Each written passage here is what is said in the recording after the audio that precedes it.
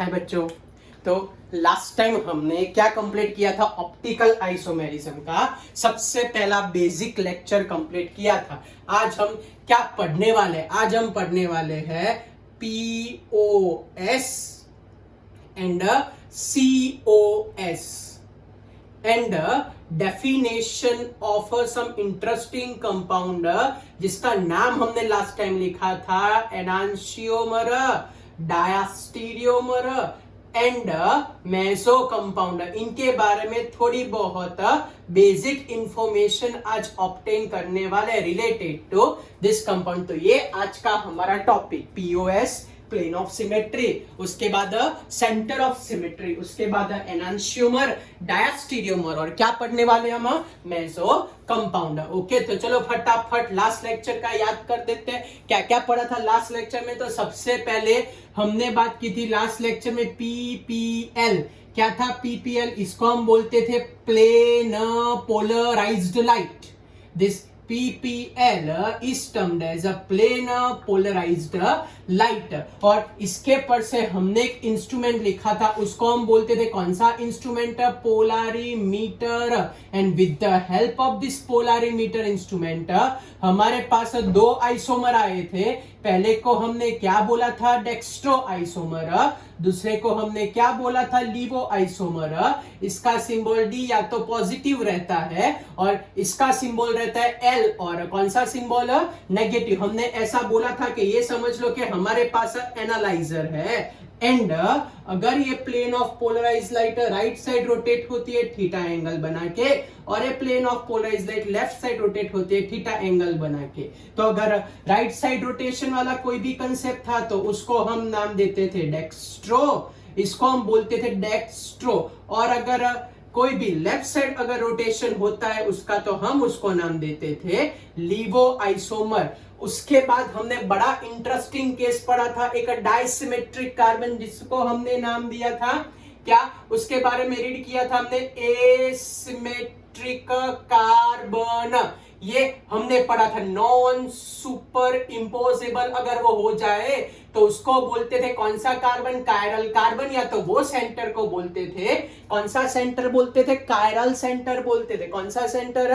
Chiral centre. तब आपको सिखाया था कि if you observe that one chiral centre, if one chiral centre, तो उसके अंदर दिखाई देती है कायरालिटी। कायरालिटी का मतलब होता है कि उसके अंदर प्रेजेंट होती है कौन से isomer? Optical isomerism is possible, means वो ऑप्टिकली एक्टिव हो जाएगा। लेकिन कब? When only one chiral carbon is present. लेकिन मैंने बोला था कि अगर उसमें दो किराल कार्बन आ जाए, 2 और मोर देन 2 किराल सेंटर, तब हम डायरेक्ट कायरालिटी नहीं बोल सकते कि ऑप्टिकली एक्टिव है, ऐसा वर्ड हम नहीं यूज कर सकते। तब हमको चेक करना पड़े POS एंड COS। तो क्या होता है POS एंड क्या होता है COS? इसको बोलते हैं हम plane of symmetry and COS is termed as centre of symmetry. तो आज के पूरे लेक्चर में मैं आपको यही समझाने वाला हूं, ये दो चीजें।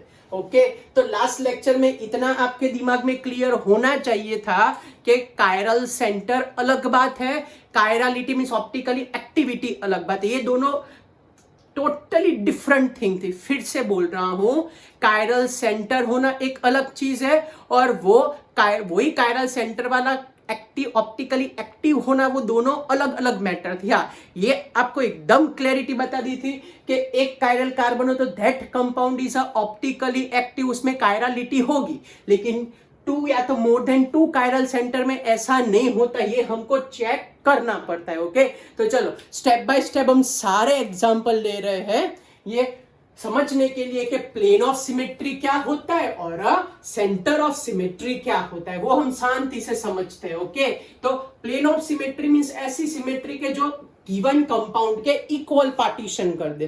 कैसा पार्टीशन कर दे बच्चों? इक्वल पार्टीशन हो जाए तो उसको हम बोलते हैं प्लेन ऑफ अ सिमेट्री। चलो, तो प्लेन ऑफ अ सिमेट्री समझाने के लिए हम स्टेप बाय स्टेप 4 अलग अलग एग्जांपल लेते हैं। ओके, सबसे पहले हम एग्जांपल लेते हैं आपको समझाने के लिए। बड़ा सिंपल सा एग्जांपल मैं लेता हूं यहां पे, सी सबब्यूट 2 इन एंड ट्रांसब्यूट 2 इन का ये 2 एग्जांपल लेते हैं। भले ही हमारे पास ऑप्टिकली एक्टिव आइसोमर में नहीं इंक्लूड हो, लेकिन आपको समझाने के लिए ये सबसे अच्छा चांस है। Cis 2 butene and trans 2 butene. Okay, just explain करेगा प्लेन ऑफ सिमेट्री के बारे में बच्चों। फिर स्पेसिफिकली एग्जांपल में जाएंगे। सिस 2 ब्यूटीन की बात करें तो ये CH3 ये H और ये H। फिर ट्रांस की बात करें तो C डबल बॉन्ड C, फिर CH3 H एंड H। चलो, तो सिस 2 ब्यूटीन की बात करें तो ये एग्जैक्ट बीच में से उसको ऐसे कट कर सकते हैं। ऐसे कट कर दे तो दोनों के दोनों इम्पॉसिबल हो जाएंगे एक दूसरे से। अगर मैं यहाँ कट करने जाऊं तो इम्पॉसिबल नहीं हो जाए, तो here no plane of symmetry. और यहाँ पे जैसे बीच में से कट मारे ऐसे ओवरलैप हो जाएंगे, सुपर इम्पोजेबल हो जाएंगे। So here presence of what, plane of symmetry. दूसरे एग्जांपल लेते हैं। Suppose we take the example of all alphabet. तो अल्फाबेट के अंदर हमारे पास क्या आंसर आएगा? चलो 5, 6, 7 एग्जांपल लेते हैं और शांति से समझते हैं। पहला मैं एग्जांपल लेता हूं, ए का एग्जांपल। फिर सपोज मैं एग्जांपल लेता हूं, बी का एग्जांपल लेते हैं। फिर समझ लो कि मैं एग्जांपल लेता हूं, डी का एग्जांपल लेता हूं। ओके, फिर समझ लो कि मैं एग्जांपल लेता हूं, ई का एग्जांपल लेता हूं। फिर समझ लो मैं एग्जांपल लेता हूं, एफ का एग्जांपल लेते हैं। फिर समझ लो मैं एग्जांपल लेते हैं, एच का एग्जांपल लेते हैं। फिर समझ लो हम एग्जांपल लेते हैं, आर का एग्जांपल ले लेते हैं। फिर समझ लो कि हम एग्जांपल ले लेते हैं आर के बाद समझ लो कि टी का एग्जांपल, टी तो वैसे तो नहीं होगा, ओ का एग्जांपल लेते हैं। चलो, तो ये सारे के सारे एग्जांपल में in which case you observe a plane of a symmetry, कहां आपको दिखाई देती, ध्यान रखना। तो अल्फाबेट ए की बात करें तो अल्फाबेट ए में ये रहा एग्जैक्ट बीच में से, वो उसके इक्वल पार्ट कर देगा। बी के अंदर भी ये रही प्लेन ऑफ सिमेट्री, उसके इक्वल पार्ट कर देगा। डी के अंदर प्लेन ऑफ सिमेट्री मींस कैसे भी हो सकते हैं प्लेन ऑफ सिमेट्री, उसके इक्वल पार्ट होने चाहिए। That is our target. यहाँ ई में भी देखने जाए तो there is a presence of a plane of symmetry. लेकिन अगर एफ में अगर आप लोग ऐसा करने गए तो इम्पोजेबल, ऐसे ऐसे इम्पोजेबल हो जाना चाहिए। एफ के अंदर no plane of symmetry, H में तो क्लियर कट दिखाई देता है। ऐसे करो या तो वर्टिकल लाइन जाओ, वो सीधा इम्पोजेबल हो जाएंगे, having a plane of symmetry. R में ऐसे कट करो कि ऐसे कैसे भी कट करो आर को, here no plane of symmetry. अब इसकी ओ की बात करते देखो, ये रही हमारे पास प्लेन ऑफ सिमेट्री, ये रही हमारे पास प्लेन ऑफ सिमेट्री, ये रही प्लेन ऑफ सिमेट्री। ये तो चारों ओर से बेचारा सुपर इम्पोजेबल हो जाता है। फिर से अल्फाबेट ए की बात करें तो अल्फाबेट ए रहा vertical plane of symmetry, B में ऐसे हॉरिजॉन्टल है जो उसके इक्वल पार्ट करता है। फिर डी के अंदर हॉरिजॉन्टल जो उसके इक्वल पार्ट करता है, ई में भी हॉरिजॉन्टल जो इक्वल पार्ट करता है, एफ में इक्वल पार्टीशन नहीं हुआ तो नो प्लेन ऑफ सिमेट्री। इसमें ऐसे भी इक्वल पोजीशन, इसमें नो प्लेन ऑफ, इसमें तो बहुत सारी प्लेन ऑफ सिमेट्री थी जो उसके इक्वल पार्ट कर देता है। ओके, चलो टप्पी पड़ी। अब हम पर्टिकुलर एग्जांपल लेते हैं। चलो, तो अब third we take the example of a cyclic structure. तो हम सबसे पहले साइक्लिक स्ट्रक्चर की बात करेंगे, साइक्लोप्रोपेन की। ओके, मैं ड्रॉ कर रहा हूं, आप लोग ट्राई करो आंसर देने का कि ये साइक्लिक स्ट्रक्चर में हमारे पास क्या आंसर आ सकता है। मैं एक करके सारे एग्जांपल कर रहा हूं तो आपके दिमाग में प्लेन ऑफ सिमेट्री के बारे में जो भी कुछ हो एकदम क्लियर कट हो जाए। ये हमारे पास है Cl ग्रुप होता है। चलो फिर नेक्स्ट एग्जांपल लेता हूं मैं। Suppose we take the example of, यहाँ पे हम लगा देते हैं Cl और यहाँ लगा देते हैं OH ग्रुप। चलो फिर एग्जांपल लेते हैं, हमारे पास है Cl और फिर हमारे पास यहाँ पे एग्जांपल आएगा OH एंड OH का एग्जांपल। याद आया ना, कल किया था हमने, लास्ट लेक्चर नहीं किया था। तो चलो पहले कंपाउंड में देखने जाए तो ये प्लेन ऑफ सिमेट्री आ गई and due to plane of symmetry इसमें कायरलिटी नहीं होगी। चलो इसके अंदर चेक करने जाए तो ये Cl से ही प्लेन ऑफ सिमेट्री उसके इक्वल पोजीशन और मींस पार्टीशन हो जाएंगे। इसके अंदर इसके पास एक H है, एक ये ग्रुप अलग, ये दूसरा ग्रुप अलग, ये कायरल कार्बन हो गया लास्ट लेक्चर का कायरल सेंटर वाला। यहाँ पे भी देखने जाए तो एक H है बराबर, और यहाँ पे भी एक कायरल सेंटर है बच्चों। चलो अब इसके कोई पार्टीशन हो गए, चलो ऐसे पार्ट करता हूं तो ओवरलैप होगा नहीं होगा, क्यों? एक Cl दिखाई देता है और एक H दिखाई देता है बच्चों। तो यहाँ देखने जाए तो in this case container two chiral centre last lecture वाला एंड एज वेल एज इसमें no plane of symmetry. So ये कायरलिटी ऑब्जर्व करेगा और ये हो जाएगा ऑप्टिकली एक्टिव। आज जो पहली बार लेक्चर ऑब्जर्व करे वो ध्यान रखना, थोड़ा लास्ट लेक्चर रिवाइज करना पड़ेगा। चलो इसके अंदर हमने किया था कि भाई इसकी हम बात करें, ये H है ओके, तो एक H एक OH एक अलग ग्रुप, तो ये कायरल सेंटर बना था। इसके अंदर भी ये कायरल सेंटर प्रिपेयर, लेकिन हमने Cl से मना किया था, याद है क्यों? Cl में चलो एक Cl है एक H है, ऐसा ड्रॉ किया था लास्ट टाइम। जैसे यहां से यहां गए सेम ग्रुप आया, जैसे यहां से यहां गए कौन सा ग्रुप आया? सेम ग्रुप आया। तो ये ऐसा एक एग्जांपल है। मैं थोड़ा फास्ट गया इसमें, क्यों बच्चों? लास्ट लेक्चर में किया था। इसके अंदर 2 कायरल सेंटर अवेलेबल है। अब देखते हैं इसमें कि प्लेन ऑफ सिमेट्री है कि नहीं है। तो अगर ध्यान से देखने जाओ तो here we observe plane of symmetry. देखिए प्लेन ऑफ सिमेट्री ऐसे ओ सुपर इंपोजेबल हो जाए, OH के ऊपर OH सुपर इंपोजेबल हो जाएगा। सो ये एक ऐसा एग्जांपल है जिसमें किराल सेंटर है, but due to presence of a plane of symmetry ये भाई साहब हो जाएंगे ऑप्टिकली इनएक्टिव। फिर से समझा रहा हूं, इसमें प्लेन ऑफ सिमेट्री, इसमें प्लेन ऑफ सिमेट्री, इसमें प्लेन ऑफ सिमेट्री कैसे भी नहीं है, ग्रुप टोटली अलग थे। इसमें चेक करने गए तो 2 कायरल सेंटर तो थे लास्ट लेक्चर, लेकिन check means due to presence of a plane of symmetry ये दोनों सुपर इंपोजेबल हो जाते हैं, और due to presence of plane of symmetry वो क्या हो जाता है? Optically inactive. समझ में आया भी ये वाला एग्जांपल है? कुछ पूछना है इसमें? चलो दूसरा एक एग्जांपल लेते हैं तो उस पर से हमको ज्यादा आइडिया आएगा। ओके चलो तो हम एग्जांपल लेते हैं अब 4 कार्बन कंटेनिंग रिंग का फटाफट एग्जांपल ले लेते हैं। तो 4 कार्बन कंटेनिंग रिंग तो हम सबको पता है क्या बोलते हैं उसको हम, तो 4 कार्बन कंटेनिंग रिंग को बोलते हैं साइक्लोब्यूटेन।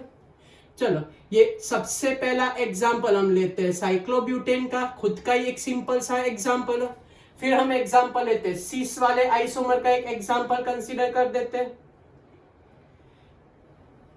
तो ये समझ लो कि मेरे पास CH3 ग्रुप है, ये समझ लो कि मेरे पास CH3 ग्रुप है। चलो दूसरा एक एग्जाम्पल ले लेते हैं कि समझ लो कि मेरे पास है एक Cl ग्रुप है, दूसरा Cl ग्रुप है हमारे पास। चलो दूसरा एक एग्जांपल ले लेते हैं यहाँ पे के, तो यहाँ पे अगर एक एग्जांपल कंसीडर करें तो समझ लो कि ये मेरे पास एक CH3 और ये मेरे पास एक CH3 है। ओके चलो तो हमारे पास क्या आंसर पहला देखने जाए तो बहुत बहुत बहुत सारे ये ऐसे प्लेन है कि जो उसको इक्वली डिवाइड करते हैं। डगलो प्लेन ऑफ सिमेट्री प्रेजेंट है। ये लास्ट लेक्चर में एक पढ़ा था, इसमें 2 कायरल सेंटर है बच्चों। क्यों 2 कायरल सेंटर? चलो चेक करते हैं। एक CH3 एक H है, यहाँ एक अलग ग्रुप, यहाँ एक अलग ग्रुप, इसमें भी एक CH3H है। तो ये ऐसा स्पेशल एग्जांपल था विच कंटेन 2 कायरल सेंटर, लेकिन उसको तकलीफ कहां हुई? यहां पे दिख रहा है हमको plane of symmetry. Due to plane of symmetry का चेक मींस वो सुपर इंपोजेबल हो जाएंगे, and due to presence of a plane of symmetry वो बन जाएगा optically inactive. Optically in chirality observe नहीं करेगा। इसमें देखने जाए तो बड़ा clear cut plane of symmetry वाला केस दिख रहा है। ओके तो ये ऑप्टिकली इनएक्टिव, कायरलिटी नहीं ऑब्जर्व करेगा। चलो इसकी हम बात करते हैं। तो इसके अंदर भाई ये और ये, तो यहां से गए यहां तक, यहां से गए यहां तक, तो इसमें कायरल सेंटर भी नहीं है। लेकिन अगर मैं देखने जाऊं तो इसके अगर मैं इक्वल पार्ट करूं तो इम्पोजेबल नहीं होगा, क्योंकि एग्जैक्ट नीचे की साइड या एग्जैक्ट ऊपर की साइड है। फिर से बोल रहा हूं, जैसे आमने सामने थे, ये आमने सामने थे तो प्रॉब्लम नहीं है। चलो ना समझ में तो यहाँ एग्जांपल लेता हूँ, ये CH3 ऊपर बना देता हूँ। बोलो चलो, वही वर्ड ट्रांस है, बोलो इम्पोजेबल हो गए यहाँ पे। ये यहाँ पे इम्पोजेबल नहीं हो जाएंगे। क्यों नहीं हो जाएंगे? क्योंकि ये ट्रांस वाइज अरेंज है। तो ये भाई लिख सकते कि 2 कायरल सेंटर है उसमें, but it is optically active और वो शो करेगा chirality because it is a optically active, impossible नहीं होता। No plane of symmetry. Topic पढ़ी आपको, तो ऐसे हम सॉल्व कर सकते हैं इसके अंदर। चलो दूसरा एक एग्जांपल लेते हैं हम। Now next we take the example of a cyclohexane. तो ऐसे हम ढगलो एग्जांपल ले रहे हैं, तो आपको समझ में आया कि प्लेन ऑफ सिमेट्री एक्चुअली है क्या। चलो अब नेक्स्ट हम एग्जांपल लेते हैं बच्चों साइक्लोहेक्सेन के वेरियस एग्जांपल। समझ लो कि पहला हमारे पास साइक्लोहेक्सेन आया, ये हमारे पास दूसरा साइक्लोहेक्सेन आया, ये तीसरा साइक्लोहेक्सेन का एग्जांपल लेते हैं हम, और ये चौथे साइक्लोहेक्सेन का एग्जांपल लेते हैं। चलो इसके अंदर अरेंजमेंट कर देते हैं। तो यहाँ पे समझ लो कि मैं लगा देता हूँ CH3, यहाँ पे मैं लगा देता हूँ CH3। सपोज यहाँ पे CH3 रखते हैं, सपोज यहाँ पे CH3 रखते हैं, सपोज यहाँ पे CH3 रखते हैं, सपोज यहाँ पे CH3 रखते हैं। ओके, तो इसमें भी 2 कीरल कार्बन है, इसमें भी 2 कायरल कार्बन है। लास्ट लेक्चर में पढ़ा था, इसमें तो सिमेट्रिक हो गया तो कायरलिटी नहीं ऑब्जर्व करते इसके अंदर। ओके, तो इसमें देखो तो कहाँ दिख रही है, ये रही ना चक प्लेन ऑफ सिमेट्री, ढगलो प्लेन ऑफ सिमेट्री, ढगलो प्लेन ऑफ सिमेट्री। जहां देखो वहां plane of symmetry, plane of symmetry. तो प्लेन ऑफ सिमेट्री, ये भाई साहब में 2 कायरल सेंटर है, लेकिन प्रॉब्लम क्या हुआ, भले कायरल सेंटर है but due to presence of a plane of symmetry overlap हो जाएंगे। So here a presence of a plane of symmetry, so chirality observe नहीं करेगा, वो कन्वर्ट हो जाएगा कौन से सब्सटेंस में, ऑप्टिकली इनएक्टिव। इसमें अगर बात करते तो ये रन कच्चा प्लेन ऑफ सिमेट्री है, सीधा इम्पॉसिबल हो जाएगा। सो कहने का मतलब इसमें भले 2 कायरल सेंटर है, बट भले कायरल सेंटर हो बट क्या लिखे, due to presence of a plane of symmetry ये हो जाता है ऑप्टिकली इनएक्टिव। क्या हो जाएगा ये, ऑप्टिकली इनएक्टिव। चलो इसका ये तो सीधा ही दिख रहा, ये रहा plane of symmetry. So here a plane of symmetry is present. So these are the various example which represent के भाई भले आपके पास कायरल सेंटर आए, लेकिन वो कायरल सेंटर वाले कायरालिटी ऑब्जर्व करे वो कंपलसरी नहीं है, नहीं भी कर सकते। आपको चेक करना पड़े कि प्लेन ऑफ सिमेट्री उसमें है कि नहीं है। ओके, चलो नेक्स्ट एग्जांपल लेते हैं। तो यहां तक मेरे ख्याल से आप सबको क्लियर हो गया होगा कि प्लेन ऑफ सिमेट्री का मतलब क्या होता है। ओके, अब हम चालू करते हैं सेंटर ऑफ सिमेट्री का एग्जांपल। किसका बच्चों एग्जांपल ले रहे हैं, अब हम एग्जांपल ले रहे हैं यहाँ पे centre of a symmetry. Okay, तो क्या होता है COS, COS का फुल फॉर्म होता है सेंटर ऑफ अ सिमेट्री। तो what do you mean bye centre of a symmetry बच्चों, तो COS सेंटर ऑफ सिमेट्री, और इसको हम कैसे एक्सप्लेन करें सेंटर ऑफ अ सिमेट्री को। ओके, चलो तो स्टार्ट करते हैं समझाना क्या होता है centre of a symmetry. Centre of symmetry means given compound के सेंटर में से हर एक डायरेक्शन में आपको इक्वल डिस्टेंस पे फंक्शनल ग्रुप मिले ना। फिर से बोल रहा हूं, here if we observe same means हर एक फंक्शनल ग्रुप के बीच में डिस्टेंस सेम हो सेंटर ऑफ अ मॉलिक्यूल से, तो उसको बोला जाता है सेंटर ऑफ अ सिमेट्री। क्या बोला जाता है, सेंटर ऑफ अ सिमेट्री। चलो मैं एक सिंपल सा एग्जांपल ले रहा हूं यहाँ पे। ये सबसे पहला एग्जांपल हम कंसीडर कर रहे हैं। ओके, तो ये समझ लो कि मेरे पास है CH3 ग्रुप, ये समझ लो कि मेरे पास है CH3 ग्रुप। दूसरा एग्जांपल सपोज एज्यूम करते हैं हमारे पास है, दूसरा एग्जांपल देख लेते हैं। So in this example हमारे पास यहाँ पे CH3 ग्रुप है, यहाँ पे CH3 ग्रुप है, यहाँ पे COOH ग्रुप है, यहाँ पे COOH ग्रुप है। बड़ा फेमस और एक वेल नोन एग्जाम्पल लेते हैं, वो एग्जाम्पल बड़ा फेवरेट है, बहुत बार पूछा है उन लोगों ने कि भाई अगर हमारे पास ऐसा कोई ग्रुप है CH3H एंड CH3H, ओके, अब यहाँ पे हमारे पास ऐसा है कि C double bond O and O, और सेम वे यहाँ उसके जैसा ऑपोजिट, लेकिन ये बोलो ये एग्जाम्पल में आपको क्या लग रहा है, कायरलिटी ऑब्जर्व होगी कि नहीं होगी और उसको कैसे समझा है? तो अगर ध्यान से देखें तो यहाँ पे नो प्लेन ऑफ सिमेट्री, यहाँ पे भी ऐसे छक करे तो ओवरलैपिंग नहीं होता, here also no plane of symmetry, इसमें भी इम्पॉसिबल नहीं होता, ये अलग अलग है, ऐसे बीच में से कट करे तो ओ चेंज हो जाते हैं बच्चों।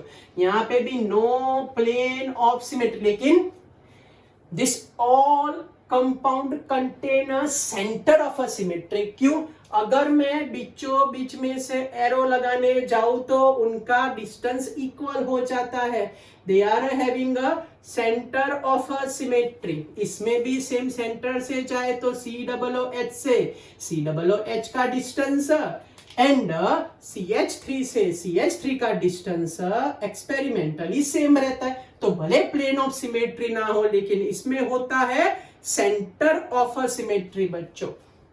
इसकी अगर बात किया जाए तो इसमें भी अगर सेंटर से हर एक कंपाउंड ऑब्जर्व करे तो हर एक के हर एक प्रेजेंट है सेंटर ऑफ अ सिमेट्री से रिलेटेड। यहां से यहां जाओ, यहां से कहीं से भी कोई भी डायरेक्शन में जाओ, यहां भले प्लेन ऑफ सिमेट्री ना हो but contain a centre of a symmetry. तो बच्चों ये सारे केसेस थे हमारे पास एक्सेप्ट कायरल सेंटर चेक करने वाले के उसमें प्लेन ऑफ सिमेट्री है कि नहीं, उसमें सेंटर ऑफ सिमेट्री है कि नहीं, उनको सॉल्व कैसे करें। तो पहले तो सॉल्व करने के लिए कायरल सेंटर लाने के, कायरल सेंटर के बाद प्लेन ऑफ सिमेट्री चेक करने की, प्लेन ऑफ सिमेट्री के बाद सेंटर। हाँ, एक कायरल कार्बन तो आप लोग फ्री पहले से ही बोल सकते हो कि इसमें होगा कि नहीं, लेकिन अगर more than one chiral centre हो तो आपको ये सारी कंडीशंस चेक करनी पड़े। तो ये बहुत सारे एग्जाम्पल हमने किए जिससे आपके दिमाग में ऑलमोस्ट क्लियर हो गया हो कि प्लेन ऑफ सिमेट्री क्या है, सेंटर ऑफ सिमेट्री क्या है। ओके,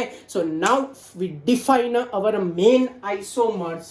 उसमें हमारे पास सबसे पहला आइसोमर, और वो हम एग्जाम्पल पर से भी समझते हैं कि उसको हम लिखे कैसे और क्या आएगा। तो सबसे पहले आइसोमर को आज हम नाम देते हैं what do you mean by enantiomer, और उसमें क्या आंसर आ सकता है। What do you mean by diastereomer, और इसका मतलब क्या होता है। ओके, चलो तो चालू करते हैं सॉल्व करना। और ये दोनों समझने के लिए हम यहाँ पर्टिकुलरली एक कंपाउंड का एग्जांपल लेने वाले हैं और उसका नाम है 2,3-डाइब्रोमो ब्यूटेनाल। 2,3-डाइब्रोमो ब्यूटेनाल। चलो तो स्टार्ट करें। What do you mean by enantiomer. तो enantiomer and diastereomer both are optically active, means उसमें कायरल सेंटर होना चाहिए, उसमें प्लेन ऑफ सिमेट्री नहीं होना चाहिए, उसके अंदर सेंटर ऑफ सिमेट्री भी नहीं होना चाहिए। ये दोनों के दोनों ऑप्टिकली एक्टिव होते हैं। Second, enantiomer are the mirror image of each other. Enantiomer are mirror image of each other. और डायास्टीरियोमर की बात करें so they are known as a non mirror image, totally different compound. They are non mirror image. कौन से भाई? Non mirror image. फिर enantiomer की बात करें so they are non super imposable, means optically active में ही वैसे तो कंडीशन आ गई, दे are non super imposable on its mirror image. और डायास्टीरियोमर तो ऑब्वियसली डिफरेंट कंपाउंड है तो उसमें वो लिखने की जरूरत नहीं, लेकिन तो भी मैं लिख देता हूं, it is a non super imposable. क्या है भाई वो? Non super imposable. तो चलो डेफिनेशन पढ़ी। मैं आपको एक सिंपल सा क्वेश्चन पूछता हूं कि according to definition tell me which one is easily separated. फिर से according to definition tell me which one is easily separated and why. चलो मैं आपको 5 सेकंड देता हूँ, टाइम स्टार्ट आपका. 1 2 3 4 5. बोलो क्या देखा आपने भी?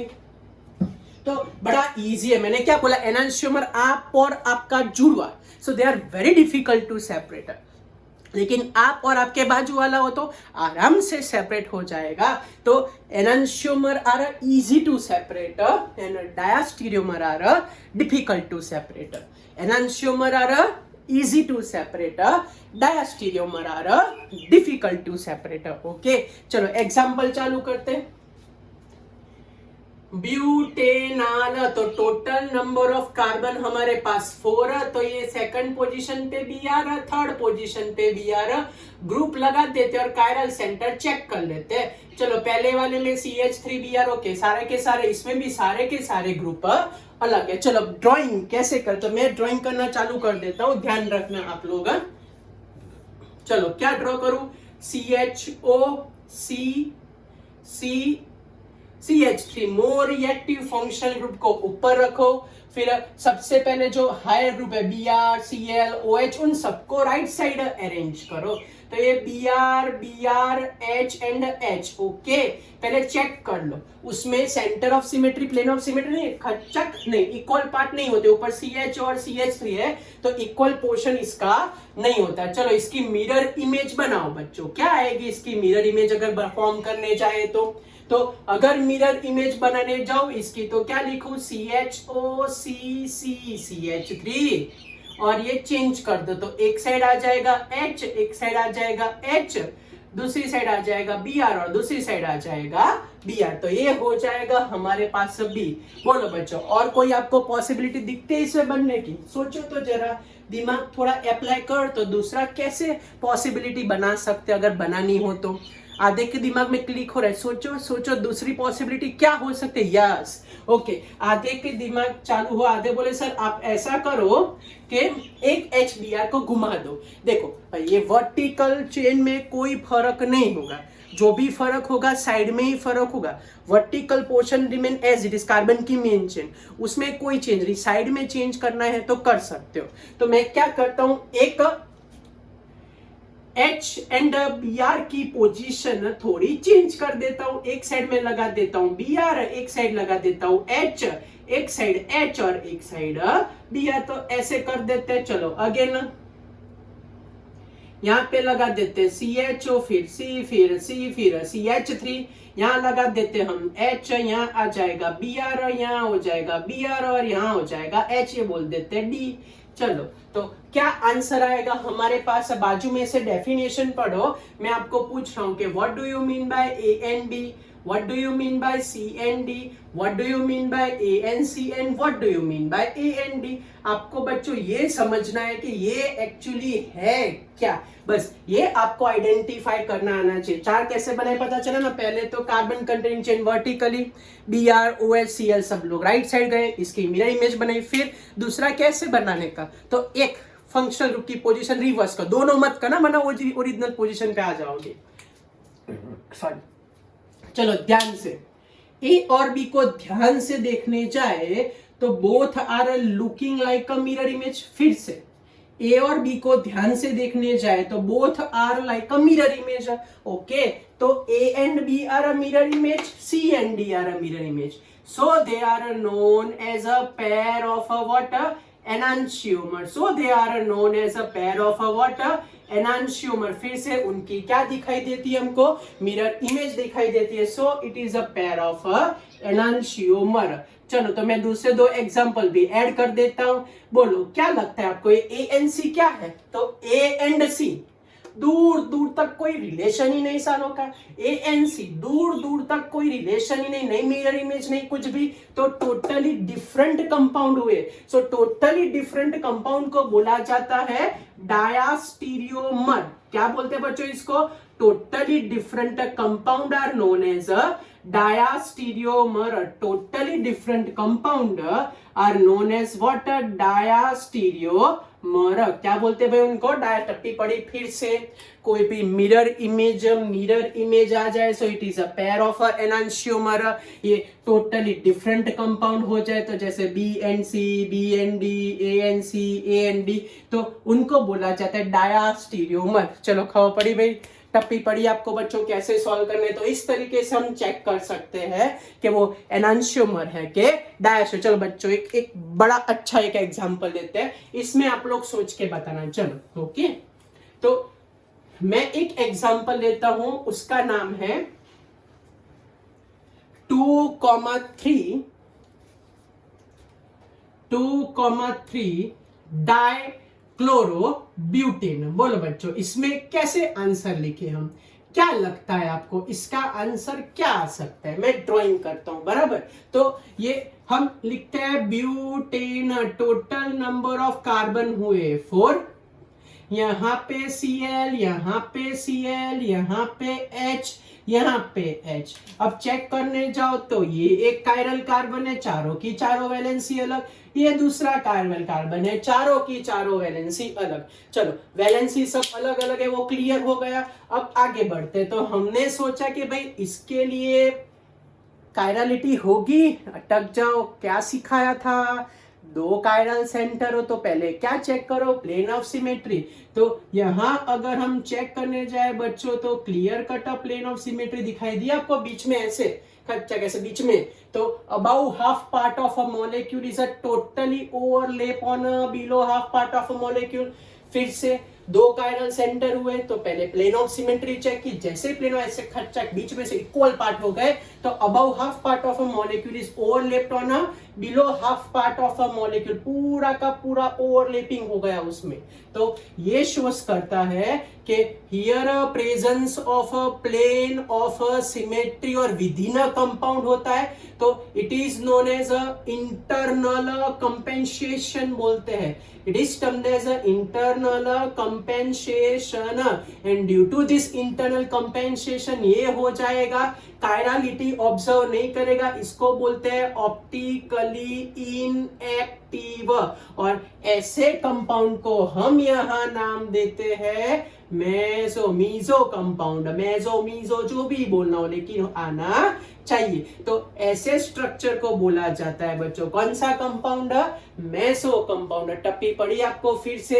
हियर वी ऑब्जर्व दैट भले 2 कायरल सेंटर थे, प्लेन ऑफ सिमेट्री आ गई तो उससे क्या हुआ? Above half part molecule totally overlap on below half part, तो विद इन अ स्ट्रक्चर हुआ तो इंटरनली रिजिडिटी आ गई तो बन जाएगा ऑप्टिकली एक्टिव। तो if above half part of a molecule is a overlap या तो superimposable, above half part of a molecule is a superimposable on a below half part. It is a superimposable on a below half part, so it is termed as a superimposable on below half part. So क्या बोलते हैं भाई? So it is known as meso meso, जो भी बोलना हो इसको बोलते हैं मेसो कंपाउंड। ओके तो चलो ये क्लियर हुआ। लेकिन अगर समझ लो कि मैं एक Cl और H की पोजीशन चेंज कर देता हूं, फिर सोचते हैं क्या आंसर आता है, बराबर बच्चों। चलो अब एक क्या करो कि एक H और Cl की पोजीशन चेंज कर दो और चेक करो कि इसमें कोई पॉसिबिलिटी आ सकती है। चलो चेक कर लेते हैं। तो मैं यहाँ लगा देता हूँ H, यहाँ लगा देता हूँ Cl, यहाँ पे Cl, यहाँ पे H, प्लेन ऑफ सिमेट्री आएगी? No plane of symmetry. Equal part होते हैं लेकिन ओवरलैपिंग पॉसिबल नहीं है। तो इसकी एक पॉसिबिलिटी मेसो स्ट्रक्चर आई, लेकिन दूसरे में may be optical activities exist. चलो उसकी मिरर इमेज बना देते हैं। तो अगर मैं उसकी मिरर इमेज बना देता हूं तो ClH एंड क्या लिखूं यहाँ पे? H and Cl। तो ये वाले जो 2 कंपाउंड आए they are termed as a pair of water enantiomer उसको हम बोलते हैं कौन सी पेयर, एनांशियोमेरिक पेयर। चलो टप्पी पड़ी, मेसो कंपाउंड पता चला। मेसो कंपाउंड अगर हो जाए फिर अटक नहीं जाने का, ग्रुप को ऐसे माइग्रेट करने का, चेक करने का। और मैंने क्या बोला, vertical as it is, side change करने की आपको। तो जैसे ही साइड चेंज की भी ऑब्जर्व के भाई वो कौन सी पेयर आ गई, एनांशियोमेरिक पेयर इज ऑब्जर्व। ओके, तो तब जाके उनको हम बोलते हैं ये एनांशियोमेरिक पेयर और ये ऑप्टिकली इनएक्टिव। क्लियर हुआ आपको? कोई डाउट, कुछ पूछना है? चलो तो मैं अब करता हूं स्पेशल एग्जांपल, देखते हैं आप में से कितने वो स्पेशल एग्जांपल सॉल्व कर सकते हो। मैं एमसीक्यू करा रहा हूं, आप लोग सोच के बताना कि उसका आंसर हमारे पास क्या आ सकता है। ओके चलो, तो पहला एमसीक्यू मैं लिख रहा हूं, आंसर के लिए रेडी रहना। दो करते हुए हम टोटल आज 5 या 6 एमसीक्यू करने वाले हैं। चलो पहला हमारा क्वेश्चन ऐसा है, फर्स्ट क्वेश्चन, फर्स्ट क्वेश्चन हमको ऐसा पूछा है कि which of the following is a optically active. Which of the following, हमने आगे बहुत प्रैक्टिस की थी बच्चों, चलो सोच के बताओ। विच of the following is a optically active, answer बताओ सोच के। पहला ऑप्शन मैं लिख रहा हूं यहाँ पे, फर्स्ट ऑप्शन हमारे पास है CH3 ट्वाइस CHO। हमारे पास सेकंड ऑप्शन है यहाँ पे CH3 CH2 CH2 CHO, ये हमारा सेकंड ऑप्शन है। फिर हम थर्ड ऑप्शन देखने जाए तो CH3 CH2 CHBr and CHO, ये हमारे पास थर्ड ऑप्शन है ना। लास्ट ऑप्शन देखने जाए तो डी ऑप्शन हमारे पास आता है यहाँ पे। लास्ट वाला ऑप्शन देखे तो CH3 CH2 CBr2 CHO, ये हमारे पास आया लास्ट वाला ऑप्शन। आप लोग सोच के रखो, मैं आपको पूछ रहा हूँ नेक्स्ट वाला ऑप्शन ये हमारे पास है। नेक्स्ट क्वेश्चन ऐसा है कि which of the following is a meso capable not exist mesoform existing. Okay, तो which one is capable, which one is capable for existing mesoform, existing which form, mesoform, ये हमको answer लिखना है, कौन possible है। चलो तो ऑप्शन लिखते हैं। हमारे पास पहला ऑप्शन उसमें आता है 3,3 डाइब्रोमोपेंटेन, ये पहला ऑप्शन 3,3 डाइब्रोमोपेंटेन, ये फर्स्ट वाला ऑप्शन। सेकंड वाला ऑप्शन है 4 ब्रोमो 2 पेंटेनॉल, 4 ब्रोमोपेंटेन 2 ऑल, ये हमारे पास है दूसरा ऑप्शन। फिर तीसरा ऑप्शन है हमारे पास 2,3 डाइब्रोमोपेंटेन, 2,3 डाइब्रोमोपेंटेन। और बच्चों लास्ट वाला हमारे पास ऑप्शन है 2,4 डाइब्रोमोपेंटेन। बोलो इसमें से कौन सा कैपेबल है फॉर एग्जिस्टिंग मेसोफॉर्म। चलो सोच समझ के बताओ। तो पहले स्ट्रक्चर बराबर ड्रॉ कर देते हैं। चलो आंसर सोचा आपने, ट्राई करोगे कि मैं चालू करूं? चलो मैं स्टार्ट करता हूं। ओके क्या लिखूं बोलो तो CH3 CH3 CHO, ये हमारा टारगेटेड कार्बन, लेकिन इसमें ही 2 ग्रुप से में तो ऑप्टिकली इनएक्टिव हो गया ये वाला कंपाउंड। चलो दूसरा स्टार्ट करते, ये तो पॉसिबल ही नहीं है। चलो ये वाला थर्ड वाला देखते, सी वाला ऑप्शन क्या है। सी वाले ऑप्शन में CH3 CH2 CHBr and CHO, तो हमारा टारगेटेड कार्बन चेक करने जाए तो एक इथाइल ग्रुप, एक Br, एक CHO, yes all groups are different, तो शोज अ कायरल सेंटर है ना, एक ही कायरल सेंटर है तो ऑप्टिकली एक्टिव हो जाएगा। तो क्या आंसर आया हमारे पास? C option. चलो नेक्स्ट वाला क्वेश्चन, इसमें चेक कर लेते हैं क्या एग्जिस्ट होना चाहिए। मेसो अभी सिखाया, meso contain chiral centre but plane of symmetry is present. Meso contain chiral centre but plane of symmetry is present. Okay चलो पहला वाला ऑप्शन 3,3 डाइब्रोमोपेंटेन, तो ये तो कायरल सेंटर है ही नहीं, तो पहला वाला तो कट हो गया। दूसरा पेंटेन 2 ऑल सेकंड पोजीशन पे, OH4 पोजीशन पे भी यारो हो, ये तो अच्छा खासा ऑप्टिकली एक्टिव है और इसमें प्लेन ऑफ सिमेट्री भी नहीं है, तो ये भी गया। चलो नेक्स्ट 2,3 डाइब्रोमोपेंटेन, तो 2,3 डाइब्रोमोपेंटेन, सेकंड पे बी आर, थर्ड पे भी है, तो ये भी अच्छा खासा ऑप्टिकली और प्लेन ऑफ सिमेट्री भी नहीं है। ओके, तो ये दो दो कायरल सेंटर है, यहां तक क्लियर है। चलो एक लास्ट एग्जांपल उसमें कौन सा है, तो 2,4 डाइब्रोमो, 1 2 3 4 5 पेंटेन, फिर 2 पे उन लोगों ने बोला है बी आर और बोला है 4 पे B R. Yes yes yes, तो यहां अगर ध्यान से देखने जाए तो we clear cut observe plane of symmetry, तो ये सीधा चट ओवरलैप हो जाता है, तो इसकी पॉसिबिलिटी है फॉर एग्जिस्टेंस ऑफ अ मेसोफॉर्म। फिर से भी आगे सीखा है मेसोफॉर्म क्या होता है, तो मेसोफॉर्म में प्लेन ऑफ सिमेट्री होती है, कायरल सेंटर भी होता है, इसीलिए हमने यहाँ नहीं चेक किया, क्यों, ये कायरल नहीं था, ये कायरल सेंटर भी है और प्लेन ऑफ सिमेट्री भी है, तो ये पॉसिबिलिटी है, एग्जिस्ट कर सकता है। कौन सा आइसोमर, मेसो आइसोमर। क्लियर हुआ बच्चों? चलो नेक्स्ट वाले दो क्वेश्चन करते हैं, आप लोग फटाफट सोच के बताओ कि क्या आंसर लिख सकते हैं।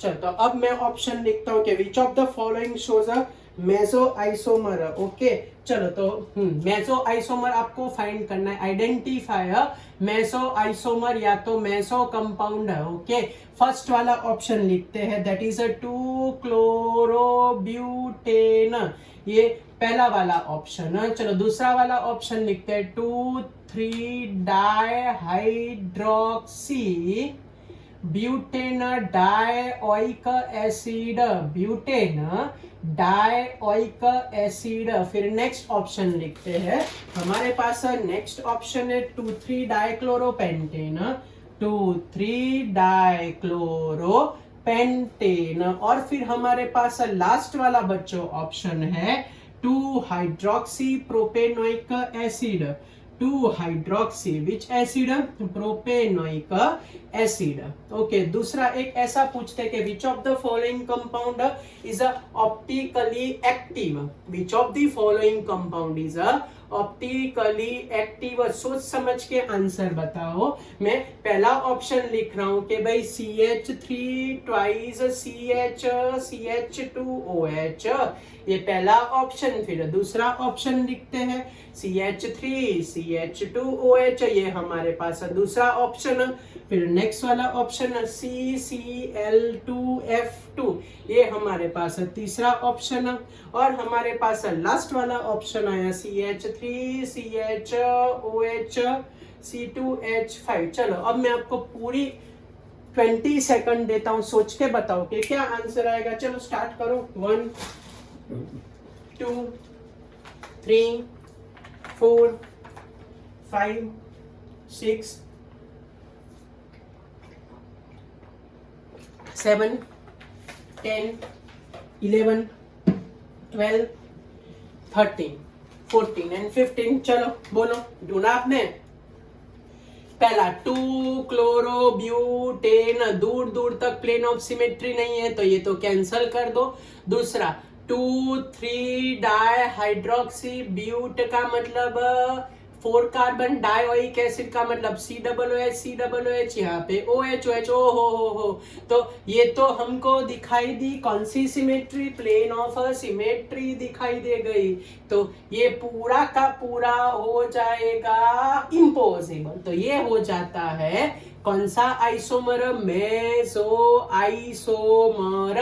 टप्पी पड़ी, तो इस तरीके से प्लेन ऑफ सिमेट्री होती है ना, मेसो कंपाउंड बनता है। चलो विच of the following is optically active, पहला वाला लिखते हैं CH3 CH2OH, तो टारगेटेड कार्बन के साथ दो ग्रुप सेम है तो कैंसल, ये भी कैंसल। फिर इसमें चेक करने जाए तो CCl2F2, तो ये तो बेचारा सेम ग्रुप वाला, तो ये भी कैंसल हो गया, ये भी कैंसल। लास्ट बचा क्या होता है लास्ट वाला, तो डी वाला ऑप्शन चेक करें तो सी है, एक साइड CH3 है, एक साइड OH है, एक साइड C2H5, राइट। सो ये हमारे पास ऐसा एग्जांपल है कि all valency is different, only one chiral centre, दो होते तो चेक करते plane of symmetry, but only one chiral centre is a present, so it is a optically active. चलो ये एग्जांपल तक क्लियर हुआ। मेसोफॉर्म कौन सा होता है, ऑप्टिकली एक्टिव कौन सा होता है, क्लियर हुआ। ओके चलो लास्ट दो एग्जांपल करते हैं और चेक कर लेता हूं, आपका टेस्ट ले लेता हूं कि आपको कितना अभी तक पढ़ा आपने। ओके चलो तो अब थोड़ा दिमाग आपको यूज करना पड़ेगा आपके वाले एग्जांपल में। तो चलो तो एग्जांपल लिखता हूं, पहला example, find out a number of a chiral center in a following compound. Find out a number of a chiral center in case of a following compound. तो एक ही कंपाउंड देके रखा है हमको, ये रहा हमारे पास कंपाउंड। आपको आइडेंटिफाई करना है कि how many chiral centre are exist. मैं CH3 लिख रहा हूं। मैं आपको पहला ऑप्शन देता हूं 1, दूसरा ऑप्शन देता हूं 2, तीसरा ऑप्शन देता हूं 3 और लास्ट ऑप्शन हम रखते हैं 4 ऑप्शन। ओके चलो फिर नेक्स्ट वाला क्वेश्चन ऐसा है, which of the following is not optically active? Which of the following is not optically active? Which of the following is not optically active? बोलो तो हमारे पास क्या आंसर आएगा, इसमें से कौन ऑप्टिकली एक्टिव नहीं है। तो मैं ऑप्शन लिख रहा हूं। चलो पहला ऑप्शन हमारे पास अभी ये साइक्लोप्रोपेन का एग्जाम्पल है, दूसरा एग्जाम्पल भी साइक्लोप्रोपेन का ही एग्जाम्पल है, फिर तीसरा एग्जाम्पल हमारे पास साइक्लोब्यूटेन का एग्जाम्पल उन लोगों ने देके रखा है, फिर दूसरा एग्जाम्पल भी उन लोगों ने साइक्लोब्यूटेन का ही देके रखा है हमको। ओके अब ग्रुप लगा देते, कौन कौन से ग्रुप है। तो हमारे पास यहाँ पे एक H है, एक Cl है, यहाँ पे हमारे पास एक Cl है, एक H है।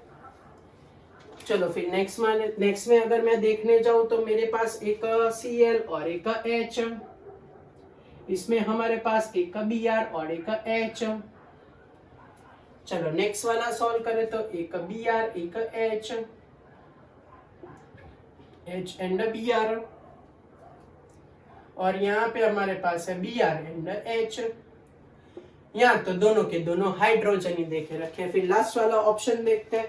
लास्ट वाले में हमको ऐसा बोला है कि भाई H Br, और यहाँ पे हमारे पास है H and Br and H।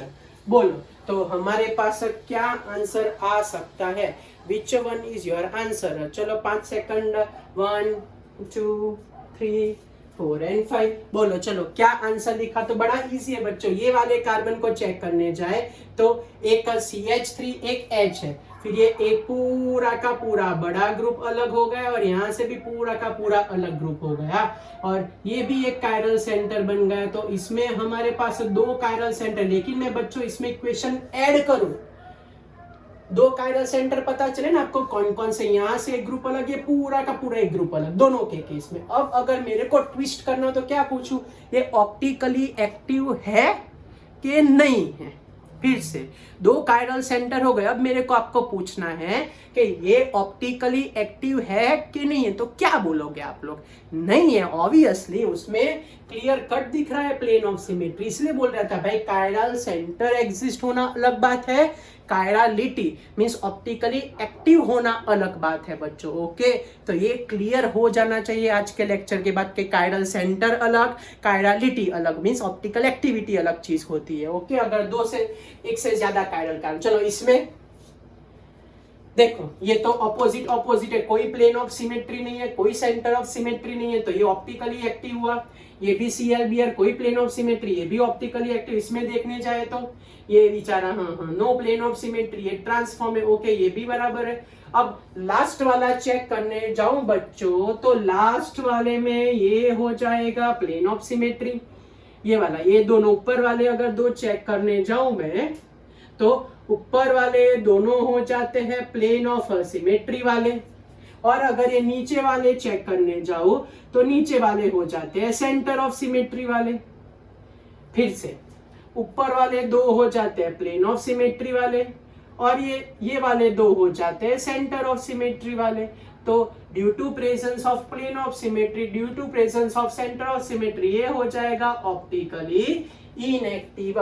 फिर से बोल रहा हूं, 3 कार्बन तक सेंटर ऑफ सिमेट्री नहीं चेक करने की, generally centre of symmetry 4 carbon से ही रहती है, वो याद रखो। वैसा ये निचोड़ है जो आपको सीधा याद रखना है, ये पॉसिबल नहीं है। ये भी ट्रांस है, ये पॉसिबल नहीं है। इसमें क्यों मैंने बोला पॉसिबल है, ये दोनों ऊपर वाले हमारे पास है सिस जैसे, मींस सॉरी सिस जैसे नहीं, वो प्लेन ऑफ सिमेट्री है इसके अंदर, ये दोनों में सेंटर ऑफ सिमेट्री है, तो इसीलिए ये ओवरलैप हो जाते, तो ये हो जाएगा ऑप्टिकली इनएक्टिव। ओके, तो आज हमने सारा बच्चों का पूरा का पूरा कंसेप्ट कायरल सेंटर कायरलिटी का टोटली खत्म हो गया। एनंशियोमर, डायस्टीरियोमर, मेसोकेबर में थोड़ी इंफॉर्मेशन दी बच्चों। अब नेक्स्ट टाइम के लेक्चर में how directly you calculate enantiomer, diastereomer, meso, उसका सीधा फॉर्मूला है, उससे आंसर आ सकता है। ओके, तो अब नेक्स्ट लेक्चर में वो करने वाले हैं बच्चों। ऑप्टिकल आइसोमेरिज्म के 4 लेक्चर हो गए हमारे। ओके ओके, तो तीसरा आएगा हमारे पास संडे को लेक्चर, फिर सीधा वेडनेसडे को। ओके, फिर देखते हैं, हमको एक थोड़ी एग्जाम सोचिए हम वो लेने वाले बच्चों। ओके, चलो मिलते हैं, पढ़ते रहना बच्चों, बाय। ओके।